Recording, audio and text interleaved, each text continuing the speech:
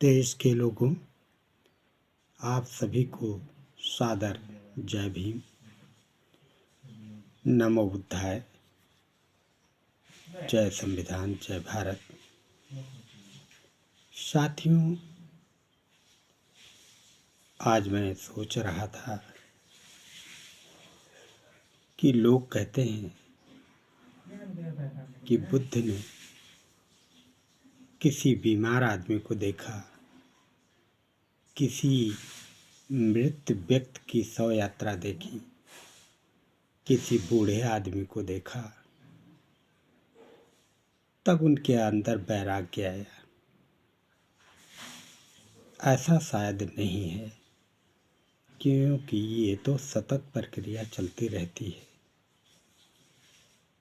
उनकी माँ ही जन्म के समय मृत्यु को प्राप्त हो गई थी, तो इससे तो उनको वास्तविकता से दो चार हो ही गए थे, पता ही था।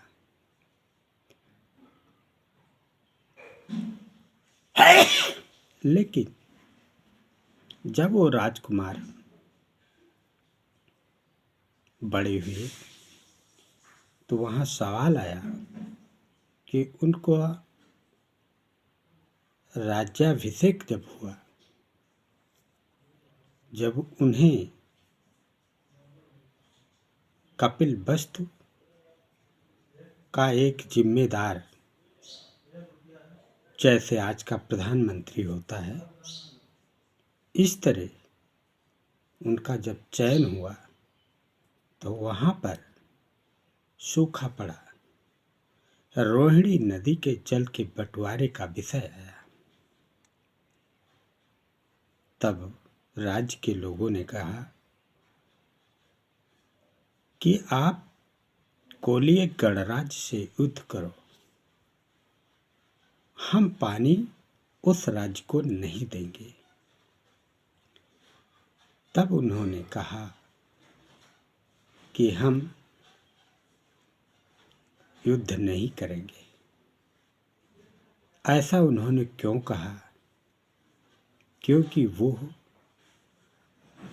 जिस पीड़ा को स्वयं को महसूस कर सकते थे, वो पीड़ा दूसरे की भी वैसे ही महसूस कर सकते थे।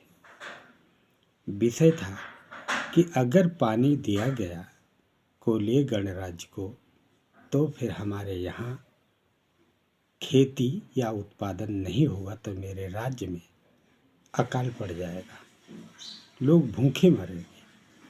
यहीं पर उन्होंने सोचा कि यदि मेरे राज्य में अकाल पड़ेगा और मेरे लोग भूखे मरेंगे, तो ये कोलीय गणराज्य में भी तो यही स्थिति होगी, तो वहाँ भी तो लोग हमारी ही तरह हैं।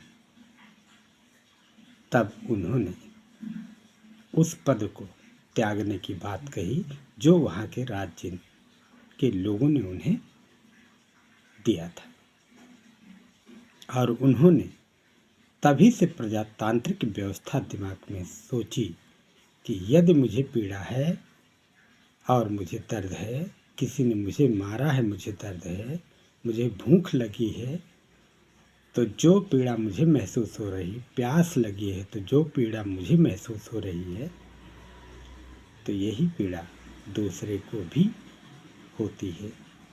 इसलिए उन्होंने राज्य और गृह या राजमहल का त्याग किया था। यह नहीं है कि उन्होंने किसी बीमार व्यक्ति को, मृतक व्यक्ति को, बूढ़े व्यक्ति को देख करके त्याग किया था। और यही चीज़ आज आकर के वर्तमान में अम्बेडकर ने भी यही सोचा था कि मेरे लोगों को मेरी इतनी शिक्षा के बावजूद जो अपमान है, वो मेरे देश के तमाम लोगों को झेलना पड़ता है। उन्होंने उस समय सबको समान रूप से व्यवस्था देने की बात बुद्ध ने सोची थी, और यही आकर के आज वर्तमान में अम्बेडकर साहब ने सोची।